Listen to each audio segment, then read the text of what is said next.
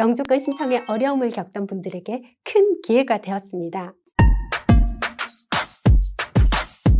안녕하세요. 이민 컨설턴트 허인영입니다. 오늘은 많은 분들이 캐나다 하면 먼저 떠올리게 되는 밴쿠버가 있는 BC주 이민에 대해서 이야기해 볼까 합니다. BC 주정부 이민이 어렵다는 말은 많이 들어보셨죠? 그 이유는 바로 BC PNP가 선착순 심사가 아닌 고득점자 추첨제이기 때문인데요. 선착순 심사라고 하면 최소 자격 조건을 만족하면 접수 순으로 영주권을 주는 방식이고, 고득점자 추첨제는 자격 조건을 만족하면 우선 지원자 풀에 등록을 하고 정부가 추첨 시기마다 매번 커트라인을 발표하고 내 프로필상의 점수가 그보다 높다면 비로소 초청장을 받아서 영주권을 신청할 수 있는 방식입니다. 아무래도 많은 사람들이 선호하는 지역이다 보니 신청자가 몰리게 되고 또 그만큼 초청 점수는 올라가게 되니 결국 초청을 받지 못해 영주권 신청조차 못하는 상황이 자주 생기겠죠. 그래서 평소 같으면 BC주는 고득점을 받을 자신이 있는 사람이 아니라면 일단 우선순위에서 배제하게 되는 지역입니다. 그런데 코로나로 인한 팬데믹 때문에 캐나다 입국이 만만치 않은 상황이 되다 보니 점수제 이민 프로그램의 초청 점수도 심하게 요동을 치고 있습니다. 올해 BC PNP 스킬드 워커 카테고리 초청 최고점은 120점, 최저점은 90점까지 내려가 영주권 신청에 어려움을 겪던 분들에게 큰 기회가 되었습니다.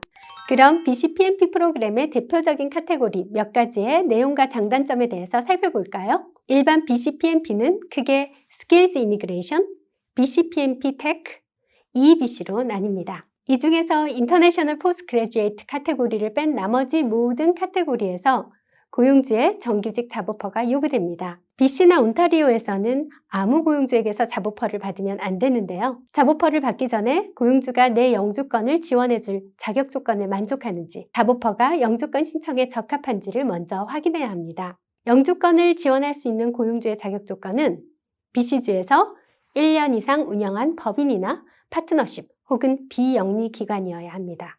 회사 직원 수는 광역 밴쿠버는 풀타임 직원 5명 이상, 그 외 지역은 3명 이상이어야 하고 재정적으로도 양호해야 합니다. 급여는 포지션과 자격의 적정 수준이어야 하고 또 지금 도표에서 보시는 것처럼 연간 가족 소득 조건도 만족해야 합니다. 가족 인원수를 정할 때 시민권자가 가족 중에 있다면 가족수에서 제외해도 됩니다. 소득은 부부 합산을 할 수 있는데요.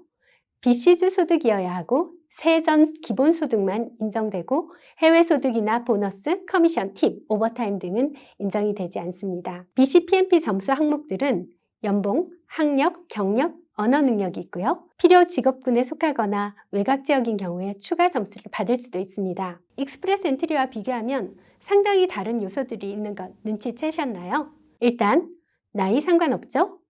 급여가 높을수록 고득점을 한다는 점이 BC PNP의 큰 특장점입니다. 그리고 직종에 따라, 지역에 따라서도 가산점을 받는 것도 특이하죠. 그럼 가장 많이 신청하는 프로그램 3가지를 살펴보겠습니다. 첫 번째로는 스킬드 워커 카테고리입니다. NOC B 레벨 이상의 풀타임 정규직 잡오퍼가 필요하고요. 잡오퍼와 같은 산업군에서 동일하거나 혹은 더 높은 레벨의 포지션으로 지난 10년 중 최소 풀타임 2년의 경력이 필요합니다. BC PNP는 경력 확인에 철저한 편입니다. 한국에 있는 고용주라도 전화해서 고용주 인터뷰를 할 수도 있다는 점은 꼭 참고하세요. 영어 성적은 CLB 4점 이상을 증명해야 합니다.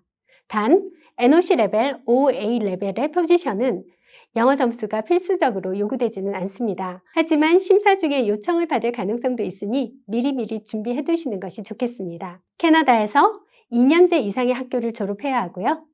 졸업 후에 반드시 3년 이내에 신청을 해야 합니다. 스킬드 워커 카테고리랑 비교하면 다른 조건은 다 동일하고요. 단 해당 분야 경력 2년은 없어도 괜찮습니다. 다음은 엔트리 레벨 앤 세미 스킬드 워커 카테고리입니다. 지정 지역에서 관광, 여행, 호텔, 식품 가공, 장거리 수송 산업에 지정된 비숙련직 포지션을 대상으로 하는 프로그램입니다. 이 프로그램은 영주권을 지원받는 업체에서 정식 취업 비자로 최소 9개월 이상의 연속적인 근무 경력이 키입니다. 마지막으로 테크 카테고리입니다. 테크 카테고리는 임시 프로그램으로 시작해서 얼마 전 정식 프로그램이 되었는데요. 현재 수속이 정말 빠릅니다. 테크 카테고리는 BC에서 특별히 필요한 직종으로 구성되어 있는데요. 29개의 직종, IT, 방송, 과학, 기술 관련 전문가, 엔지니어, 에디터, 매니저를 위한 프로그램입니다. 풀타임 1년 이상의 잡오퍼가 있으면 신청이 가능합니다. BC 주정부 이민은 타 주정부 이민 프로그램에 비하면 어렵다는 선입견이 있는 것은 사실입니다. 물론 지역 선정을 하는 상황에서 점수제 프로그램을 운영하는 주보다는 최소 자격을 만족하면 선착순으로 영주권을 보장하는 주를 선택하는 것이 마음이 편할 수 있습니다. BCPMP가 연방 익스프레스 엔트리와 다른 가장 큰 특징은 나이 안 따지고 연봉을 따진다는 점, 필요 직종이거나 시골을 가면 가산점을 받을 수 있다는 점입니다. 즉, 내 능력은 그대로인데 점수를 올릴 방법은 있다는 거죠.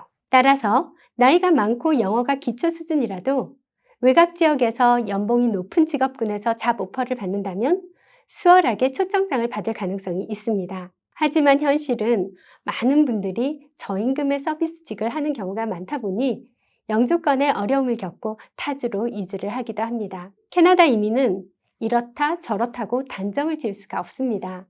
지역에 따라서 너무 다르고 특히 점수제 프로그램은 시기에 따라서도 너무 다릅니다. 좋은 예로 그 어렵다는 연방 익스프레스 엔트리가 지난 2월에 75점이라는 보고도 믿지 못할 낮은 점수로 영주권을 막 뿌린 거 기억하시죠? 팬데믹 시기에는 특별히 점수제 프로그램의 기회를 잘 살펴보아야 하겠습니다.